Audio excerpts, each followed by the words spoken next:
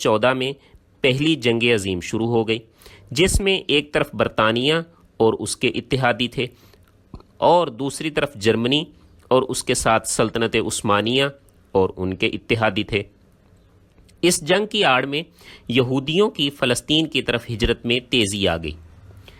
جنگ کی ابتدا میں یہودیوں نے جرمنی سے معاملہ طے کرنا چاہا کہ وہ ان کے فلسطین میں ایک قومی وطن کے قیام میں تعاون کرے، کیونکہ جرمنی کے ماتحت علاقوں میں یہودیوں کی بڑی تعداد آباد تھی، لیکن جرمنی نے سلطنت عثمانیہ کے اتحادی ہونے کی وجہ سے صاف انکار کر دیا۔ اسی دوران یہودی برطانیہ سے معاملہ طے کرنے میں کامیاب ہو گئے کہ یہودیوں کا سارا سرمایہ اور ان کی افرادی قوت برطانیہ اور فرانس کے کام آ سکتی ہے اگر برطانیہ فتح یاب ہو کر فلسطین میں یہودیوں کے قومی وطن کے قیام میں تعاون کرے۔